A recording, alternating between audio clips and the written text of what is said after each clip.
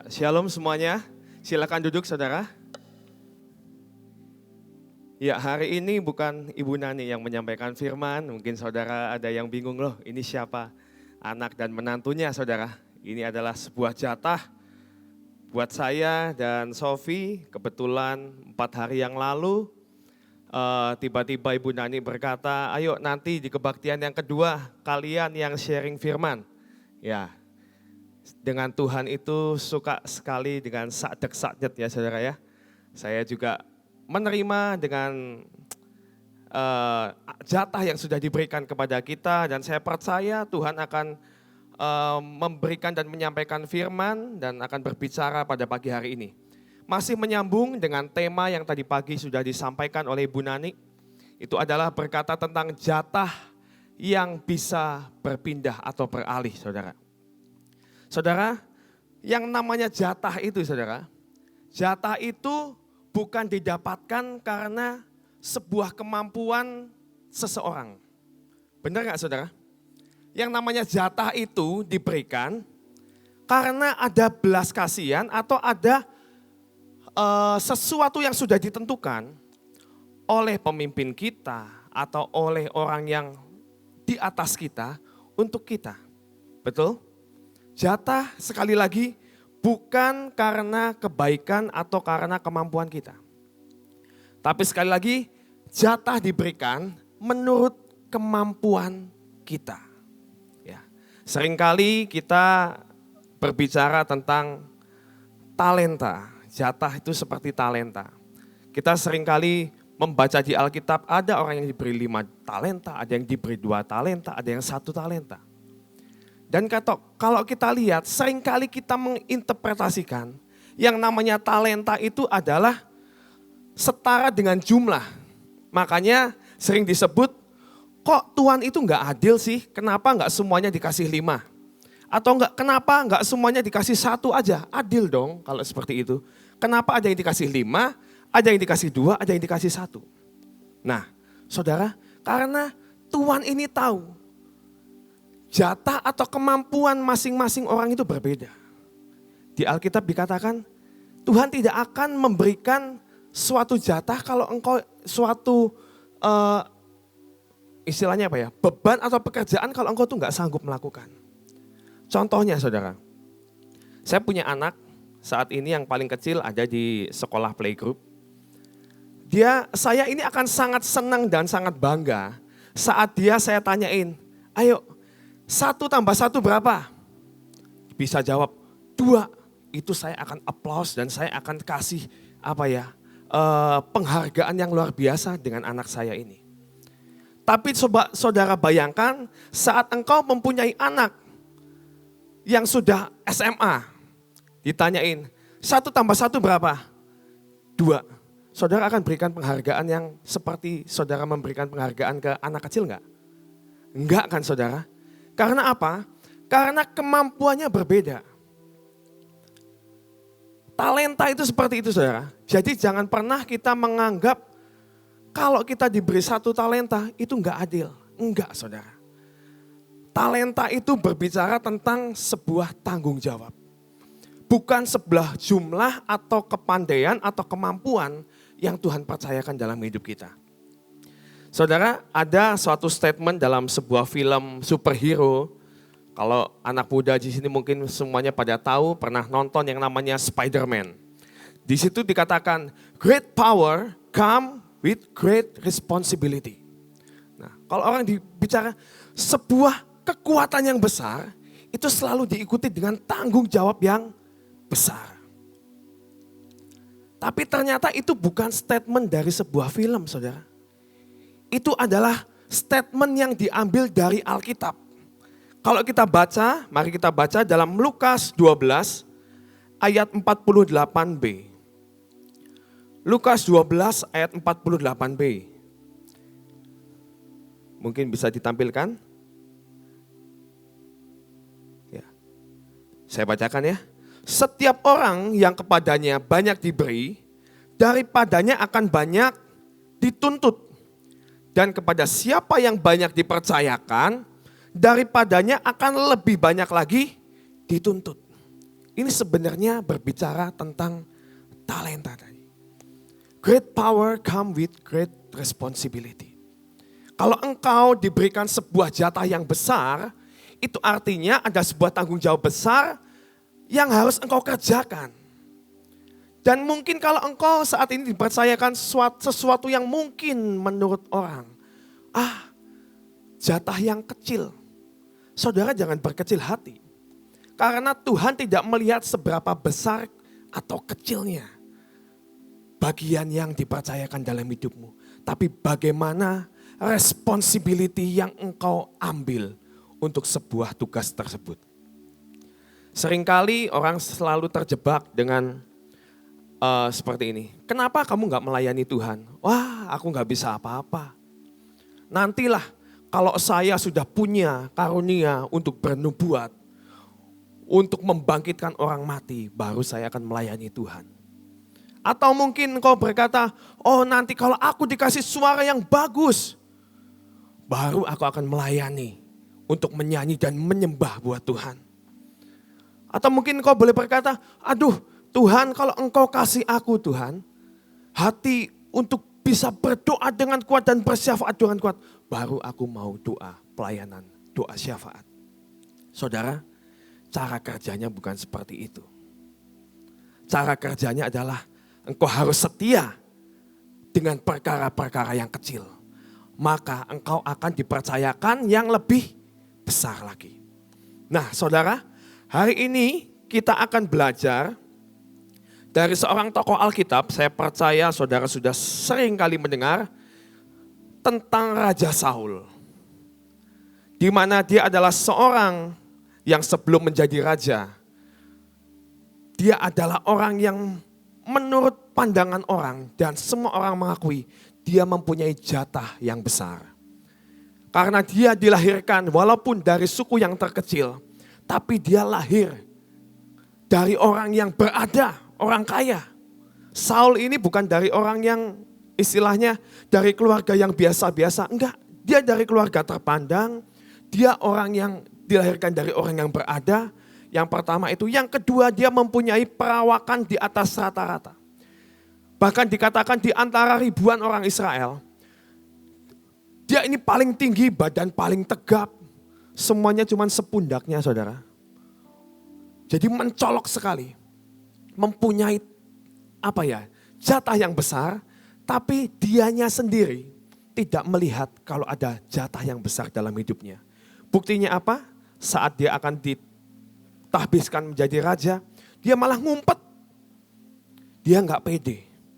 Nah ini yang sering kali terjadi saudara. Kita mau belajar dari jatah seorang Saul yang sangat besar, tapi akhirnya jatah itu bisa beralih atau berpindah ke orang lain. Nah ini kita akan belajar, jangan sampai engkau yang saat ini atau hari-hari ini, engkau mempunyai jatah yang besar, tapi ternyata engkau tidak memakai jatah itu, dan itu bisa berpindah ke orang lain. Ya, saudara, saya mau ajak dulu kita membaca, masa sih Saul jatahnya berpindah, kan dia tetap menjadi raja. Kita akan baca dalam 1 Samuel 13, ayat yang 11 sampai ke 14. Bisa ditampilkan? 1 Samuel 13 ayat 11 sampai 14.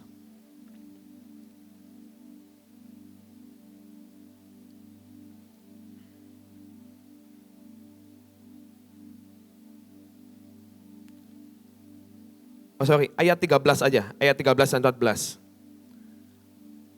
Ya, atau kita boleh baca ya. Mungkin kalau nggak bisa ditampilkan, saudara baca, buka di gadget sucinya.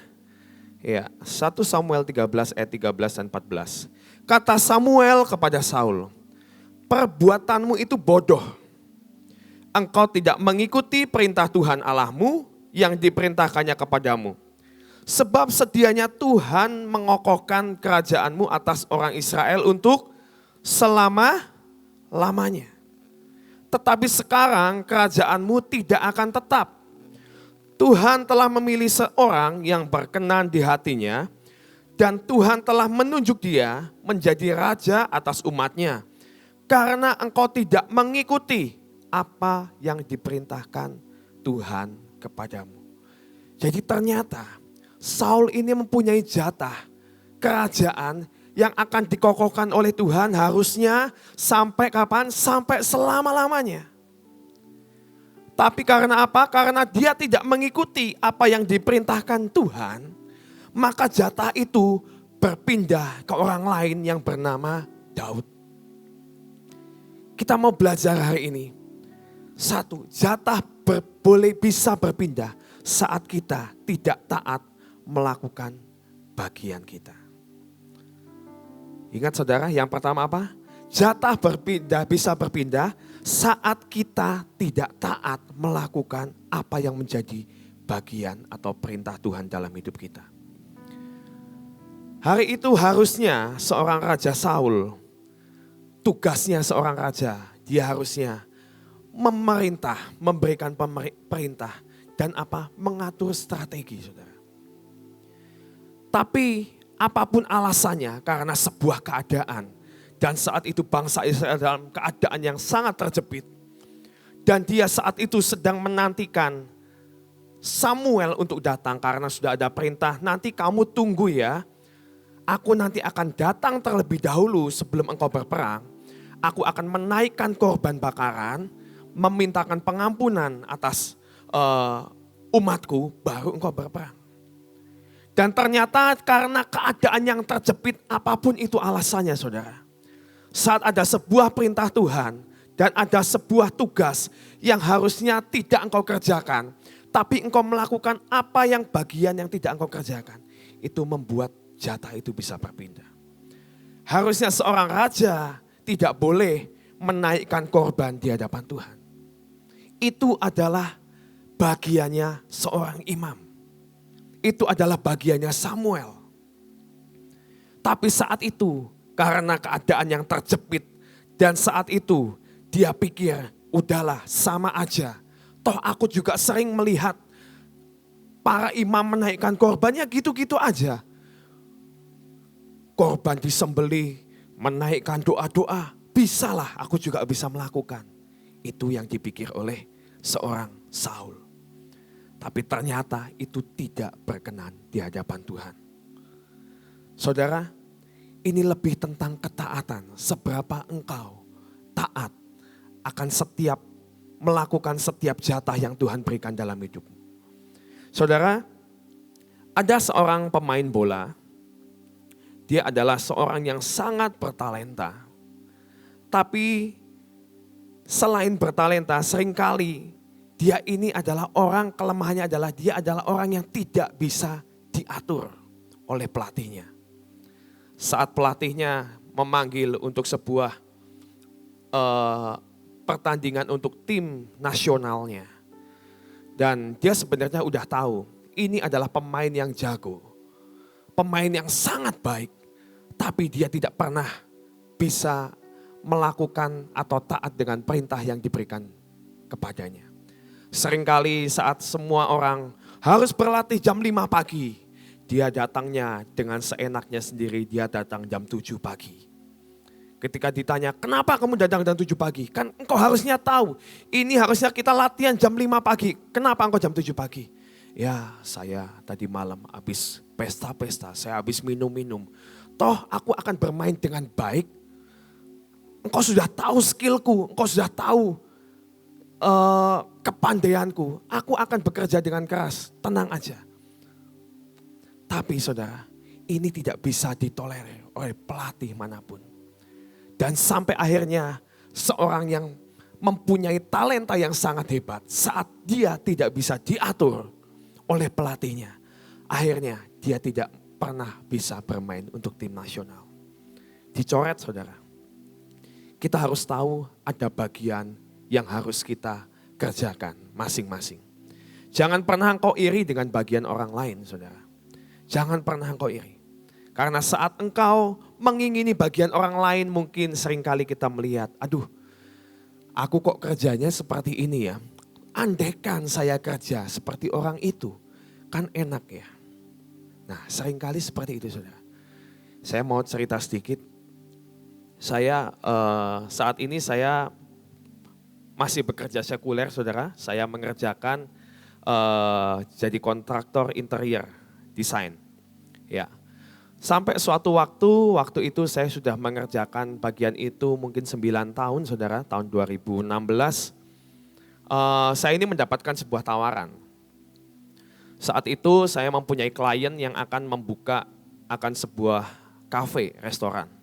Gitu. Dan saya mendesain semuanya itu dengan sangat baik dan saya melihat waduh potensinya bagus sekali karena lokasinya ada di tengah kota dan sangat strategis dan saat itu bisnis kafe sedang berkembang dan akhirnya saya dan istri saya berunding. Kami itu pengen saudara, andaikan, ini cuman menggumam aja. Andaikan kita ini punya yang namanya usaha lagi gitu. Sebuah kafe atau sebuah restoran kayaknya kok enak banget ya gitu. Dan itu kita cuman bergumam aja saudara. Sampai suatu saat setelah saya sambil mengerjakan proyek ini dan saat itu sudah mau selesai. Saat saya berunding bertiga gitu dengan kebetulan ownernya berdua dan akhirnya saya berbincang-bincang, tercetus saudara dari mulut mereka. Kamu mau nggak kalau kamu ikut gabung dalam bisnis ini? Saya kaget saudara. Wow, ini kan yang sudah pernah saya impikan.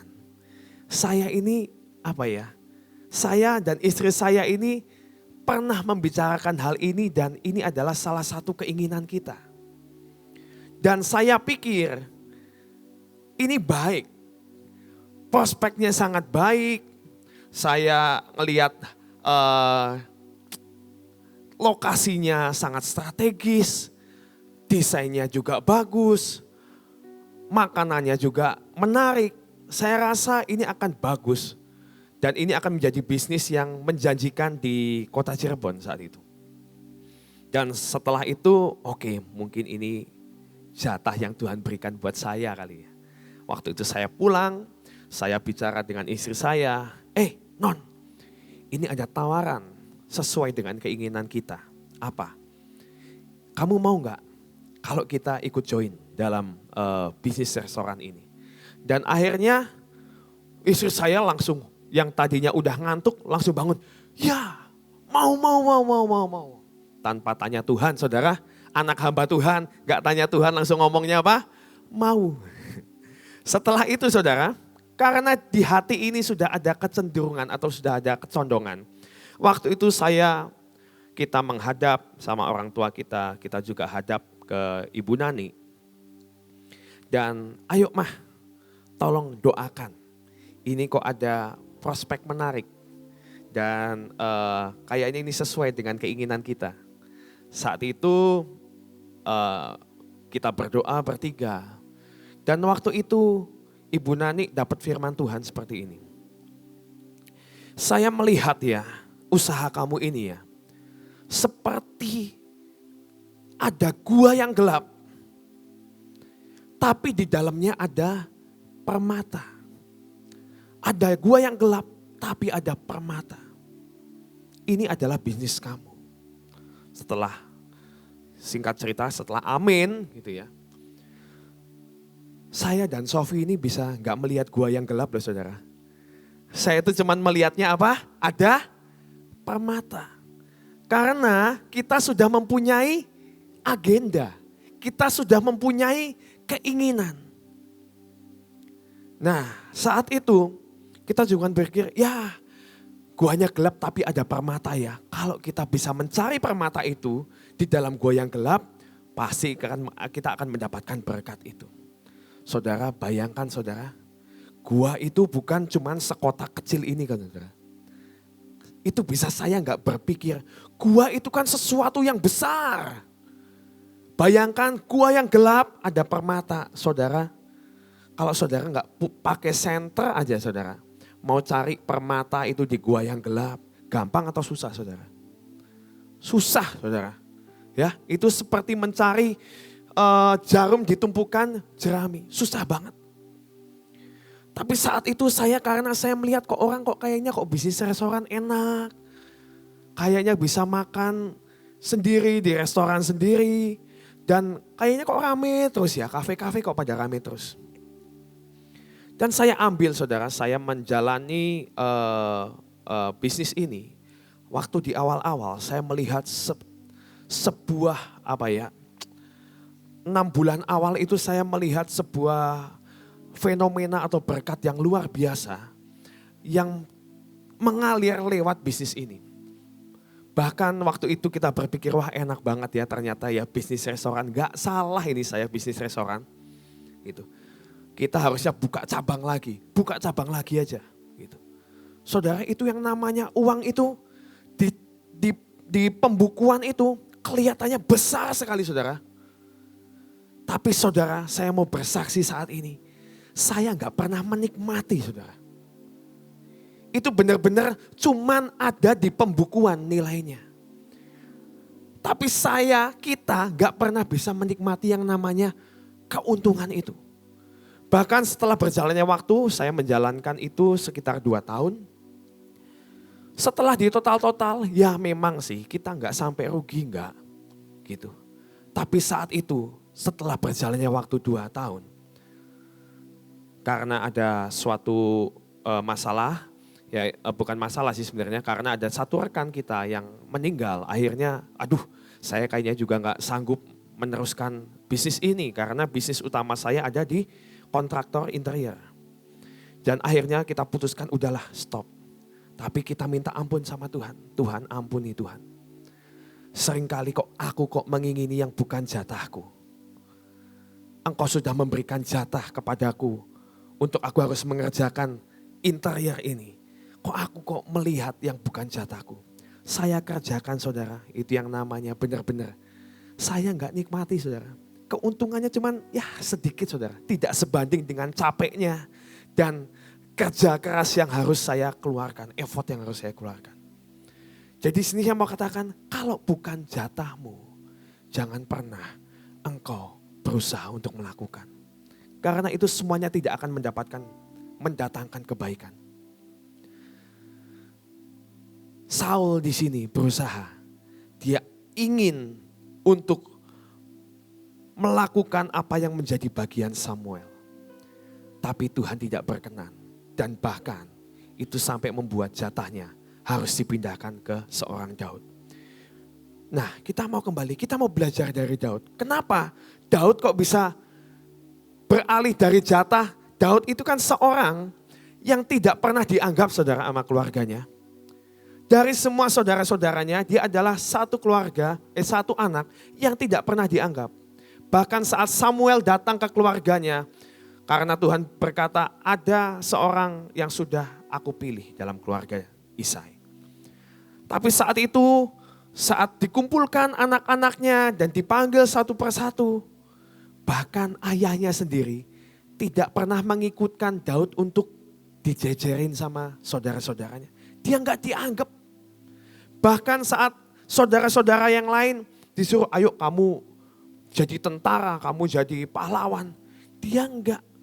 Dia seolah-olah udahlah kamu ini anaknya kecil, imut-imut, kayaknya gak bisa apa-apa. Udahlah kamu aku percayakan aja sama 2-3 ekor domba. Dan tapi Daud di situ melakukan semuanya. Dia gak merasa, aduh kok dibedakan dari saudara-saudaraku yang lain. Enggak saudara, dia melakukan dengan penuh taat dan tanggung jawab. Beda sekali dengan Saul, dia tidak taat dengan perintah Tuhan. Tapi saat ini Daud melakukan semuanya dengan taat dan tanggung jawab, melakukan apa yang menjadi bagiannya. Firman Tuhan berkata dalam Kolose 2 ayat 23 dan 24. Apapun yang kamu perbuat, lakukanlah dengan segenap hatimu. Yuk kita baca yuk, Kolose 2 ayat 23 sampai 24.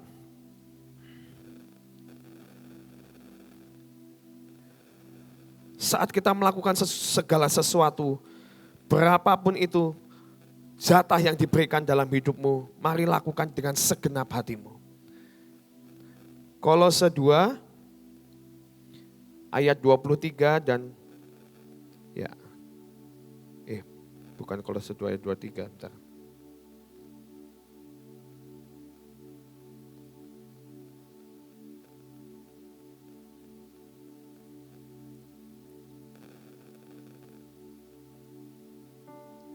Saya salah catat nih kayaknya ini.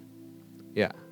Dalam firman Tuhan dikatakan, apapun yang kamu perbuat, lakukanlah dengan segenap hatimu.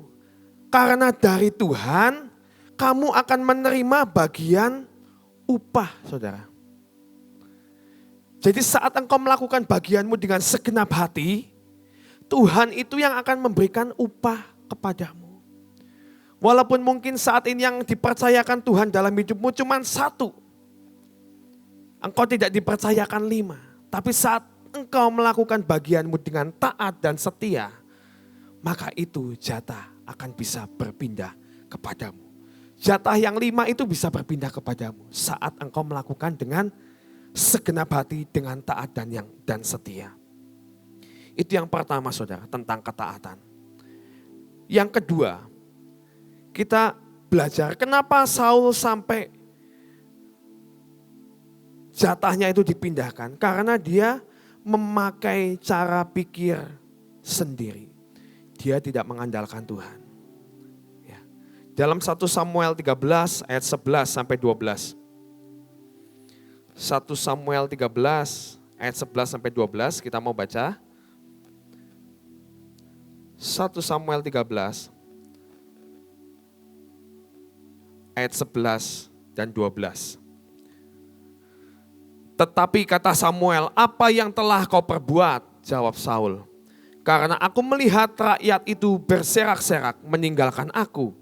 Dan engkau tidak datang pada waktu yang telah ditentukan. Padahal orang Filistin telah berkumpul di Mikmas. Ayat 12 ini. Maka pikirku, garis bawahi. Maka pikirku. Sebentar lagi orang Filistin akan menyerang aku di Gilgal. Padahal aku belum memohonkan belas kasihan Tuhan. Sebab itu aku memberanikan diri. Lalu mempersembahkan korban bakaran. Ayat 13, kata Samuel kepada Saul, perbuatanmu itu bodoh dan lain sebagainya, lain sebagainya. Akhirnya dikatakan, jatahmu itu berpindah. Saat Saul, dia berkata, saat dia dalam keadaan terjepit dan dia mulai tidak mengandalkan Tuhan. Dia berkata, aku pikir, maka pikirku. Nah, saudara, saat kita mulai pakai cara pikir kita dan kita tidak memakai cara pikir Tuhan, itu artinya sebuah kejatuhan sedang mengintip di depan kita. Kita harus tetap mengandalkan Tuhan apapun keadaan dan apapun permasalahan yang Tuhan hadapkan dalam hidup kita. Berbeda sekali dengan Daud, saudara. Daud saat menghadapi seorang Goliat, dia nggak pakai kekuatan atau cara pikirnya sendiri. Walaupun dia sudah pernah mengalahkan beruang dan harimau saat dia membela akan domba-dombanya, dia nggak pakai itu. Dia malah memperkatakan firman saat dia mendatangi Goliat. 1 Samuel 17 ayat 45. Engkau mendatangi aku dengan tombak, pedang, dan lembing. Tetapi aku mendatangi engkau dengan nama Tuhan semesta alam. Allah segala barisan Israel yang kau tantang itu.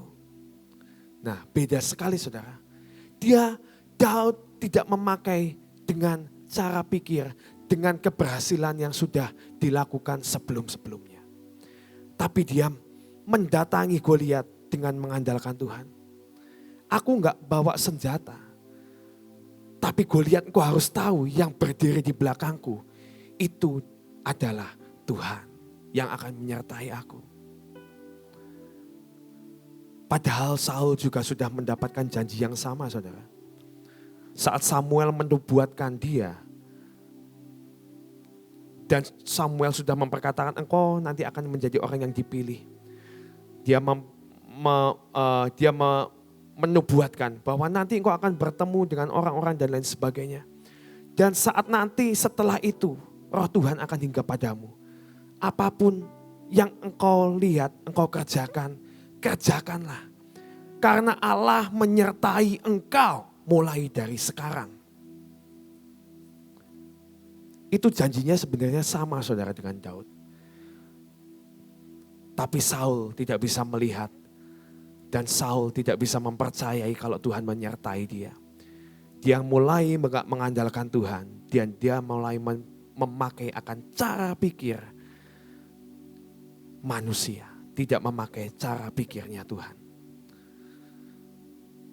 Dan saat kita melihat Daud, dia mulai tidak mengandalkan kekuatan sendiri, tapi dalam apapun yang dihadapinya, dia berkatakan, aku mendatangi engkau bukan dengan tombak dan pedang dan lembing seperti seorang prajurit yang lain, tapi aku mendatangi engkau dengan nama Tuhan semesta alam.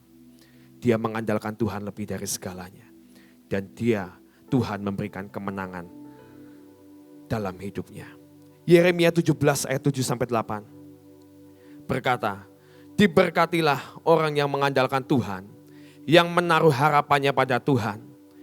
Ia akan seperti pohon yang ditanam di tepi air, yang merambatkan akar-akarnya ke tepi batang air, dan yang tidak mengalami datangnya panas terik, dan daunnya tetap hijau, yang tidak khawatir dalam tahun kering, dan yang tidak berhenti menghasilkan buahnya.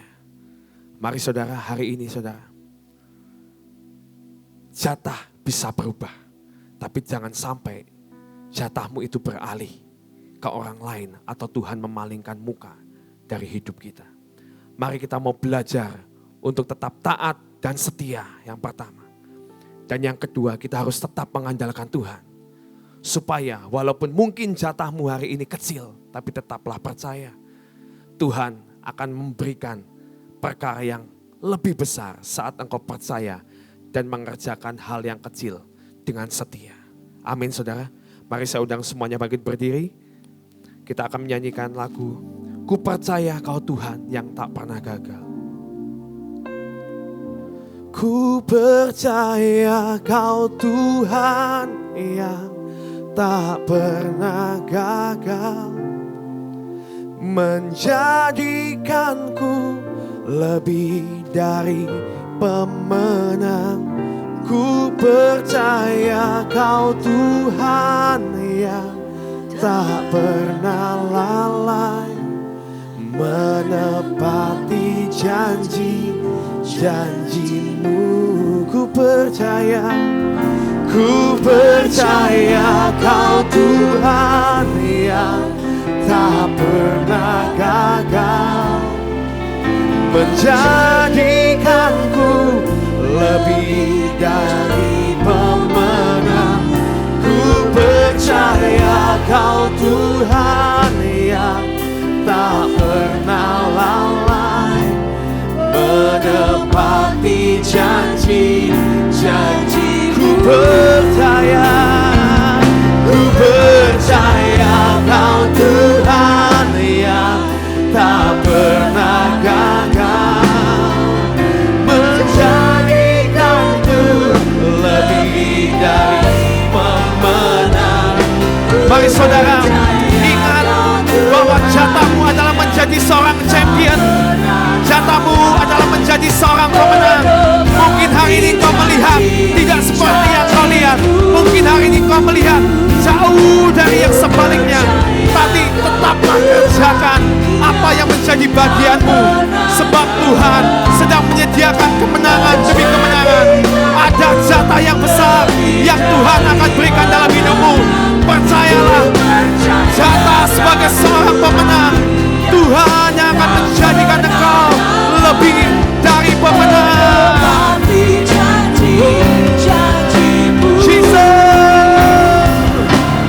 Percaya Kau Tuhan yang tak pernah gagal, menjadikanku lebih dari pemenang. Percaya Kau Tuhan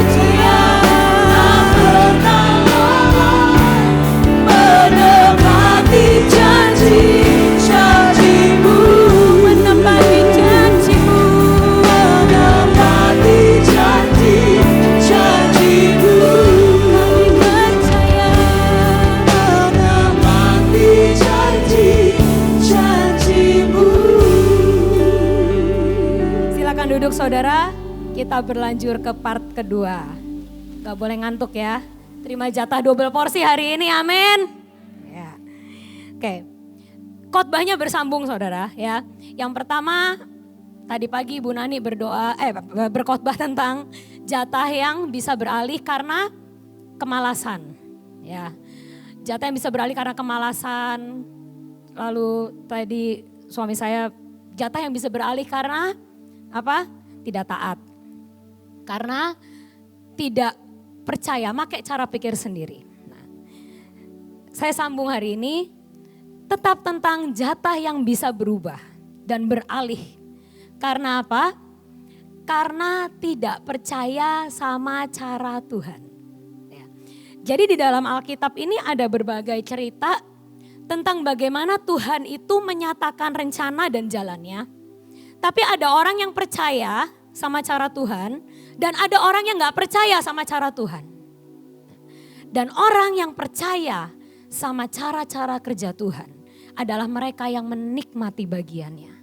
Tapi orang yang tidak mau percaya sama cara Tuhan, mereka kehilangan apa yang menjadi bagiannya. Hari ini saya akan buka dulu satu firman dari Pengkhotbah 7 ayat yang ke-13. Pengkhotbah 7 ayat 13 dikatakan, perhatikanlah pekerjaan Allah. Siapakah dapat meluruskan apa yang telah dibengkokkannya? Saudara perhatikan kata ini. Siapa yang dapat meluruskan apa yang telah dibengkokkan? Ada yang aneh gak sama kata ini? Seringkali orang kalau berdoa apa? Tuhan luruskanlah jalanku. Bener kan saudara? Ada gak di sini yang doa Tuhan bengkokkanlah jalanku? Ayo. Kan kalau orang berdoa, Tuhan berkati aku. Luruskan jalanku, pimpin langkahku gitu kan kalau doa. Tapi di pengkhotbah ini, lucunya adalah Tuhan itu senang membengkokkan yang lurus. Ya, di pengkhotbah ini dikatakan, siapa yang dapat meluruskan apa yang dibengkokkan oleh Tuhan. Jadi kalau kita mau tahu jalan-jalan Tuhan, seringkali jalan Tuhan itu gak lurus saudara. Bengkok. Apa artinya bengkok? Tidak sesuai sama mungkin hukum alam. Gak sesuai sama kenormalan yang ada. Tidak sesuai dengan akal pikiran kita. Cenglinya, kalau orang dagang ngomongnya cengli, cengli gitu ya. Nah Tuhan itu berkata seringkali jalanku itu bengkok. Gak lurus, gak sesuai akalmu, gak sesuai sama hukum alam, gak sesuai sama yang kenormalan yang terjadi dalam dunia ini. Tapi Tuhan berkata, perhatikan pekerjaanku. Maka engkau akan mendapatkan jatahmu. Ya. Nah, di dalam Alkitab ada berbagai contoh. Orang-orang yang dipaksa Tuhan, dibengkokkan jalan pikirannya, dibengkokkan akan pikiran dan perasaannya, dibengkokkan akan cara pandangnya. Sampai mereka harus mengikuti akan jalan Tuhan. Dan akhirnya setelah dia ngikutin jalan Tuhan, dia baru ngerti, oh begini. Dan akhirnya dia berhasil. Yuk orang pertama siapa yang mereka yang tidak kehilangan jatah karena percaya sama caranya Tuhan. Yang pertama adalah Gideon. Saya nggak akan menyuruh saudara buka Alkitab, baca bareng aja ya. Karena kalau buka Alkitab lamaan ya. Yuk kita baca sama-sama. Kelihatan nggak ya? Ya, kalau yang kelihatan baca ya. 2, 3. Berfirmanlah Tuhan kepada Gideon. Terlalu banyak rakyat yang bersama-sama dengan engkau itu daripada yang kukehendaki untuk menyerahkan orang Midian ke dalam tangan mereka. Jangan-jangan orang Israel memegah-megahkan diri terhadap aku sambil berkata, tanganku sendirilah yang menyelamatkan aku. Hari itu saat orang Midian mau menghancurkan akan orang Israel. Saya minum dulu.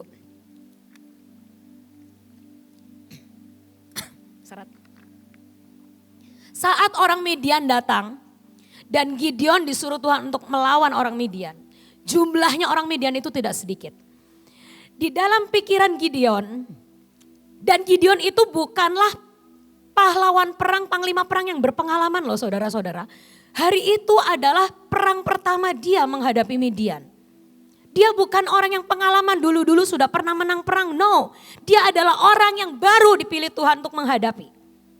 Dia baru debut pertama, dia baru pertama kali menghadapi medan peperangan. Dan dia harus memimpin untuk mendapat kemenangan itu. Tapi di saat Gideon mulai peperangan yang pertama, Tuhan berkata, pakai caraku, bukan pakai caramu. Secara manusia harusnya apa? Ya jumlah harus seimbang dong. Namanya orang perang, masa jumlahnya lebih sedikit? Wong jumlahnya bareng sama-sama aja belum tentu menang. Apalagi kalau jumlahnya lebih sedikit ya udah pasti hancur saya. Itu cara pikirnya manusia. Tapi hari itu Tuhan berkata apa? Terlalu banyak pasukanmu. Nanti kalau menang, nanti mereka akan ngomong, ya saya hebat. Jadi hari ini aku mau nyatakan kuasaku. Aku mau nyatakan pekerjaanku dan jalanku. Bukan pakai caramu. Bukan pakai teori dunia. Tapi aku mau nyatakan aku loh Tuhannya Israel. Aku loh Allah yang hidup. Seringkali Tuhan memakai caranya. Tuhan memaksa kita masuk caranya. Supaya kita mengenal dia. Supaya kita mengenal kuasanya. Pribadinya. Mengenali siapa Tuhan kita. Kehebatannya. Dan Tuhan memang mau dikenali sebagai Tuhan yang hebat. Tuhan mau dikenali sebagai Tuhan pembela kita. Seringkali caranya bagaimana? Harus pakai cara Tuhan. Hari itu Tuhan berkata, pasukanmu too much. Nanti kalau menang sombong kamu. Pakai caraku. Kurangi jumlahnya. Sama Tuhan diseleksi. Katakan kepada mereka, siapa yang takut suruh pulang. Saudara tahu yang takut berapa orang? 20.000. Waduh, Gideon juga rada syok kali ya pertama kali. 20.000 orang bubar semuanya karena takut. Waduh, ternyata ini pasukan ikut-ikutan semua ini. 20.000 kabur. Tinggal berapa? 10.000. Hati Gideon masih tenang. Masih berbunyi 10.000. Tapi Tuhan berkata, masih terlalu banyak. Jangan pakai cara dunia. Harus perangnya seimbang. No, Tuhan bilang. Kurangi lagi. Caranya gimana Tuhan? Bawa minum ke sungai. Nanti yang minumnya begini, sama yang minumnya langsung jilat air, dipisahkan. Akhirnya sama Gideon disuruh minum. Terus Gideon ngomong, siapa yang tadi minumnya begini? Sebelah kanan. Siapa yang minumnya langsung? Sebelah kiri. Ternyata yang minumnya begini cuma berapa orang? 300. Dari 10.000 cuma 300 orang yang minumnya benar. Dan dengan 300 orang itulah Gideon mengalahkan Midian. Dan Tuhan berkata, caranya gak usah perang fisik. Ya kan? Cuman suruh tiba-tiba mecahin kendi malam-malam. Lalu Midian dibikin obrak-abrik sama Tuhan, saling bunuh-membunuh, kepo dan heboh sendiri. Mereka tidak usah berperang, Tuhan yang berperang bagi mereka. Tapi Gideon melakukannya dalam ketaatan dengan memakai cara Tuhan. Jadi seringkali Tuhan itu membuat kita melepaskan akan kebenaran diri sendiri, teori-teori kebenaran diri sendiri. Karena Tuhan ingin menyatakan kepada kita siapa dia. Dia ingin kita mengenali dia, kuasanya, penyertaannya, dan pribadinya. Tapi seringkali kita itu keminter saudara. Kita seringkali, ya gak mungkin dong Tuhan. Masa dikurangin segini banyak? Ya gak mungkin toh Tuhan. Masa cuma 300 orang lawan puluhan ribu orang Midian? Gak mungkin mau gimana. Nah itu kira seringkali pakai pertimbangan-pertimbangan. Kita seringkali tawar-menawar dengan Tuhan. Membuat Tuhan akhirnya terserah karepmu. Nah, itu bahaya saudara. Kalau Tuhan udah ngomong terserah karepmu. Itu berarti resiko ditanggung pribadi kita masing-masing. Tapi saya lebih memilih, mari kita berjalan bersama dengan Tuhan. Karena kalau berjalan sama Tuhan, resiko ditanggung bersama Tuhan, saudara. Ya kan? Kalau kita pakai kebenaran diri sendiri, udah dikasih tahu Tuhan, jalannya gini nak, jalannya gitu nak. Tapi kita masih pakai, aduh Tuhan, tapi menurut pertimbangan saya, menurut hemat saya ini gak bijak Tuhan. Tuhan ngomong, oke, silakan jalan sendiri. Resiko ditanggung kita. Mending jangan seperti itu. Saat Tuhan berkata, seperti ini, seperti itu, belajar taat seperti Gideon taat.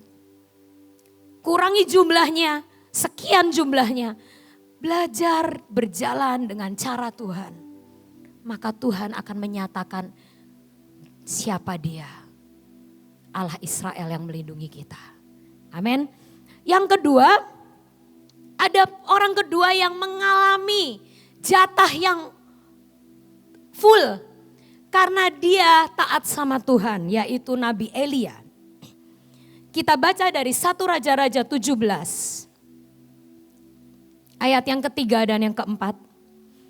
Tuhan berfirman waktu itu kepada Elia karena saat itu Tuhan sedang membuat musim kering yang panjang di Israel. Lalu Tuhan berkata, pergilah dari sini Elia, berjalanlah ke timur dan bersembunyilah di tepi sungai Kerit di sebelah timur sungai Yordan. Engkau dapat minum dari sungai itu dan burung-burung gagak telah kuperintahkan untuk memberi makan engkau di sana. Saudara, kalau dalam bahasa Inggris, sungai Kerit itu bukan river. Ya. Sungai Kerit itu brooks atau yang disebut anak sungai. Sungai yang kecil, cabang. Dan brooks itu adalah sebenarnya sungai musiman. Sungai yang ada kalau sedang hujan lebat. Sungai yang ada dan mengalir saat ada limpahan dari sungai yang besar. Dan kebetulan sungai Kerit ini adalah anak sungainya dari sungai Yordan. Ya. Saudara yang pernah ke Israel udah tahu sungai Yordan itu cukup besar dan panjang. Ya. Nah sungai Kerit ini bukan sungai Yordan. Tapi cuman cabang dari sungai Yordan. Kalau sungai Yordannya penuh, maka airnya itu akan mengalir ke sungai Kerit. Nah, tapi yang aneh adalah Tuhan tidak menyuruh Elia pergi ke sungai Yordan. Tuhan suruh Elia, aku akan peliharakan hidupmu selama masa kekeringan ini di sungai Kerit. Tapi untungnya Elia tidak keminter. Ya, coba ngomong ke sebelah-sebelahnya, dilarang keminter. Coba katakan ke sebelah-sebelahnya, dilarang keminter kalau sama Tuhan. Saat Tuhan memberi visi misi, saat Tuhan memberikan suatu petunjuk, kita jangan sok keminter saudara. Karena apa? Kita gak mau kehilangan jatah kita. Waktu itu mungkin Elia bisa berkata, oh Elia tuh orang Israel asli. Ya kan? Tuhan, sorry ya mau nanya. Kenapa saya disuruhnya ke sungai Kerit ya Tuhan? Karena jujur sungai Kerit itu sungai musiman. Kalau lagi hujan dia ada. Kalau sungai yang utamanya meluap dia baru ada. Nah ini judulnya musim kering Tuhan. Lah apa enggak salah kamu taruh aku di Kerit?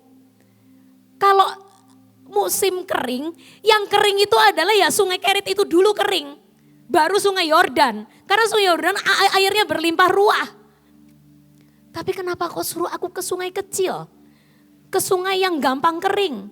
Ke sungai musiman. Kalau musim kering habis dong airnya. Secara manusia seperti itu. Tapi Tuhan katakan, di sanalah aku akan peliharakan hidupmu. Dan di sanalah aku akan mengirimkan GoFood kepadamu setiap hari lewat burung gagak. Saudara tahu kan kalau GoFood dikirim, lokasinya salah nyampe enggak makanannya saudara? Hah? Nyampe enggak makanannya? Nah enggak. Kalau GoFood, Gojek, dikirim lokasinya ke rumahnya si A, Cengkring. Tapi locationnya salah, makanannya enggak nyampe. Kalau Elia saat itu tidak di sungai Kerit, Maka Tuhan nyuruh gagaknya ke Sungai Kerit, Elianya gak ada di sana, jatahnya hilang. Mengerti saudara? Tidak kehilangan jatah artinya kita taat pakai cara Tuhan. Dan kita memposisikan diri kita di tempat yang Tuhan inginkan. Kalau kita tidak berada di posisi yang tepat, maka berkat itu lewat dan tidak akan kita dapatkan. Kalau waktu itu saja Elia berkata, Tuhan saya pilih Yordan. Karena Yordan itu airnya lebih banyak, saya gak akan kekeringan. Kok Sungai Kerit resiko kering. Maka dia akan ada di Sungai Yordan, dia akan kembung sama air Sungai Yordan, tapi gak dapat daging dari burung gagak. Benar? Karena burung gagaknya perginya kemana disuruh Tuhannya? Sungai Kerit. Kita jangan sampai, ini terutama di masa-masa pandemi seperti ini saudara. Kita harus peka sama pimpinan Tuhan. Saat Tuhan suruh kita sesuatu, mungkin yang Tuhan sediakan buat kita bukan Yordan.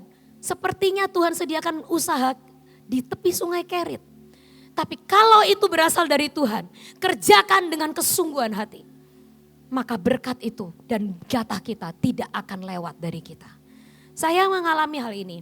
Tadi suami saya sudah ngomong, kalau kita waktu itu bikin restoran, karena kita pikir itu Yordannya kita. Itu Sungai Jordan kita. Wah, di Cirebon waktu itu semua orang punya kafe keren-keren. Dan sebenarnya kita itu kenapa pengen punya kafe waktu itu? Karena kita itu sering bikinin kafe orang. Ya, saya itu dalam setahun bisa 3-4 kali bikin restoran buat orang lain. Jadi waktu saya pergi ke pembukaan restoran mereka, si A, si B, si C. Waduh kok enak ya ini mesin pencetak duit. Rame terus. Ya, ada yang franchise, ada yang ini, ada yang itu. Lalu saya tuh jadi timbul keinginan. Saya kok pengen ya punya kafe. Pengen pergi ke Sungai Yordan itu loh. Kayaknya yang airnya melimpah-limpah itu loh. Tapi Tuhan ngomong, jatah kamu itu bukan Yordan, Kerit nak. Karena di Kerit tuh aku peliharakan engkau. Tapi saya gak taat, saya tergiur sama Yordan saudara. Nah waktu itu sampai akhirnya seperti yang suami saya katakan, 2 tahun kami merintis usaha kafe itu. Ya, gak nikmatin hasilnya, masih untung modalnya balik saudara. Tapi untungnya gak dirasakan. Itu loh kalau jalan gak sama Tuhan, resiko ditanggung penumpang. Tapi mari kita hari ini belajar percaya cara Tuhan dan berada di tempat yang Tuhan taruh kita. Saudara tahu waktu awal-awal pandemi saya berdoa sama Tuhan. Tuhan, engkau tahu usahaku yang sekarang usaha saya kan berarti tinggal interior desain, kontraktor. Tuhan kau tahu di saat pandemi seperti ini, saya gak jual beras loh Tuhan. Kalau jual beras semua orang masih makan beras. Tapi dalam masa pandemi seperti ini siapa Tuhan yang mau bikin interior? Saya ngomong gitu. Saya tuh punya tukang, punya keluarga tukangnya. Kalau saya sampai gak punya pekerjaan Tuhan, ini tukang-tukang saya makan apa? Saya mungkin masih bisa lah bertahan beberapa bulan. Tapi tukang-tukang saya ini kasihan loh Tuhan. Saya waktu awal pandemi saya sama suami saya berdoa sama Tuhan seperti itu. Karena saya merasa kalau interior itu bukan pekerjaan yang cocok untuk zaman pandemi seperti ini. Orang pasti masih makan beras. Orang masih makan, masih misalnya butuh hidup yang pokok, masih jualan bahan pokok masih oke. Tapi kalau interior, siapa yang mau bikin interior Tuhan di zaman seperti ini? Tapi Tuhan katakan, firman ini, engkau ada di tepi Sungai Kerit. Tuhan katakan dari awal, interior itu jatahmu nak. Jadi kalau engkau ada di posisi yang tepat, engkau ada di Kerit, maka Kerit itu tidak akan pernah kering. Dan sampai hari ini, dari mulai 2019 awal sampai hari ini, tidak pernah 1 bulan pun tukang saya nganggur. Tidak pernah 1 hari pun tukang saya tidak makan. Tuhan nyatakan kepada kami pemeliharaannya yang sempurna. Bahkan di tengah pandemi, proyek-proyek interior terus berdatangan. Saya berkata itu bukan karena kuat dan gagah kita, tapi karena jaminan Tuhan di tepi Sungai Kerit. Saat kita berada di tempat yang seharusnya, saat kita berada tepat di tempat yang Tuhan mau, maka pemeliharaannya sempurna. dan tidak pernah kita dibiarkan. Jadi hari ini saudara, apapun yang Tuhan taruh di dalam hidup kita, sekalipun itu sepertinya masa si Tuhan ini cukup.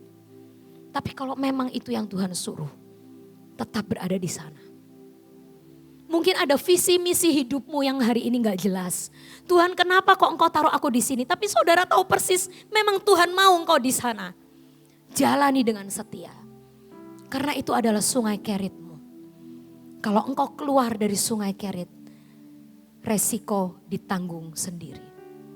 Kekeringan, kekurangan makan. Tapi saat kita berada di tempat yang tepat, maka kita akan mendapatkan jatah dan bagian kita dengan sempurna. Yang ketiga ya saudara, ada satu lagi orang yang tidak kehilangan jatah karena dia percaya jalan Tuhan, yaitu si janda Sarfat. Kita baca 1 Raja-Raja 17 ayat yang ke-12 sampai yang ke-13. Perempuan itu menjawab, demi Tuhan Allahmu yang hidup, sesungguhnya tidak ada roti padaku sedikit pun, kecuali segenggam tepung dalam tempayan dan sedikit minyak dalam buli-buli. Dan sekarang aku sedang mengumpulkan 2-3 potong kayu api, kemudian aku mau pulang dan mengolahnya bagiku dan bagi anakku.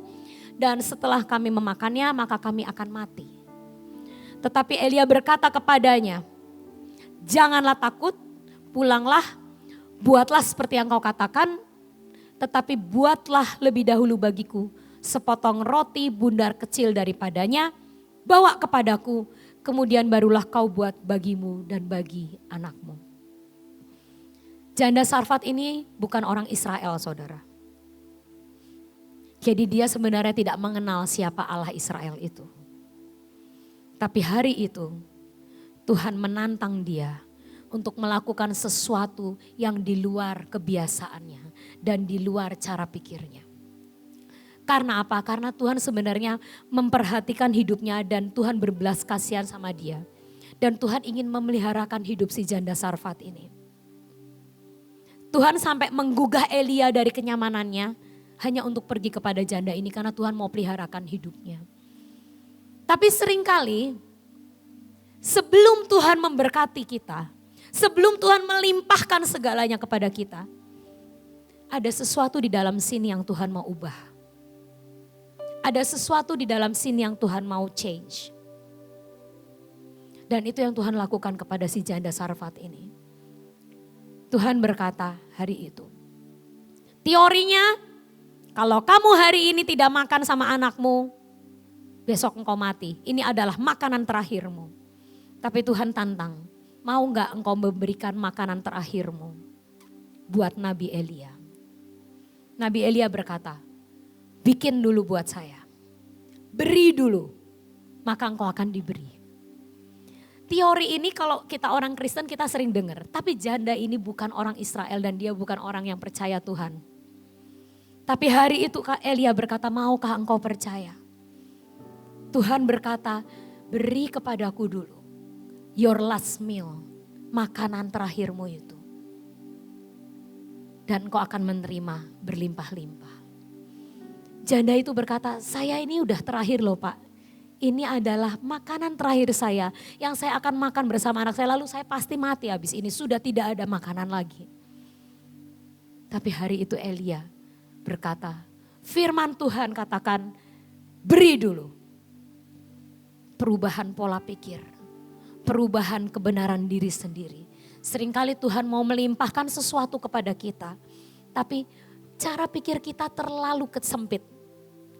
Perasaan kita terlalu sempit. Kita hanya memikirkan untuk aku, untuk aku, untuk aku. Tuhan ngomong kalau untuk kamu cukup segitu aja, gak perlu jatah besar-besar. Tapi Tuhan ingin mengubah cara pikir kita. Jangan hanya berpikir untuk aku, untuk aku, untuk aku. Karena Tuhan mau limpahkan yang besar. Tuhan mau beri tanggung jawab yang lebih besar. Tapi kalau kamu pikirannya cuma untuk aku, untuk aku, untuk aku, nggak lulus. Wadahnya nggak akan membesar. Lalu hari itu, janda itu berkata, oke, sepakat. Kalau engkau memintanya, aku berikan kepadamu. Dan hari itulah wadah dia diperbesar. Kapasitas dia diperbesar dan Tuhan tahu dia bisa menerima tanggung jawab yang lebih besar. Dan hari itu dia menerima kelimpahan minyak dan tepung sampai musim kekeringan selesai. Saya bayangin ya saudara, kalau orang udah punya hati seperti janda ini, dia akan jadi berkat juga untuk orang lain, tetangga-tetangganya minimal. Ya kan? Karena dia mendapat kelimpahan sedangkan yang lain kekurangan. Paling enggak dia itu menjadi berkat untuk tetangga-tetangganya. Satu RT, satu RW lah kira-kira. Karena dia mengalami kelimpahan, karena dia sudah punya hati untuk memberi. Maka Tuhan perluas jatahnya. Dia diberi privilege untuk tidak pernah kekurangan dan bahkan dia pun bisa membagikan kepada orang lain. Dia pelihara hidup Elia sampai musim kekeringan berakhir. Seringkali hal ini yang Tuhan terhadap Gideon, Tuhan nyatakan jalannya supaya Gideon mengenal siapa Allahnya. Kepada Elia, Tuhan katakan berada di tempat yang tepat nak, taat, maka engkau tidak akan kehilangan jatahmu. Dan kepada si janda ini, rubah cara pikirmu supaya engkau menerima jatah dan bagianmu. Hari ini Tuhan katakan kepada setiap kita, saya percaya di sini mungkin ada orang-orang yang sedang mengalami pergumulan. Sepertinya aku gak ngerti jalanmu Tuhan. Aku gak ngerti aku ini lagi dibawa kemana sama engkau. Aku gak ngerti gurun dan lembah apa yang sedang engkau izinkan aku lewati hari-hari ini. Tapi saudara percaya kalau engkau ada di tempat yang seharusnya. Kalau engkau ada di posisi yang seharusnya. Kalau sikap hati kita benar.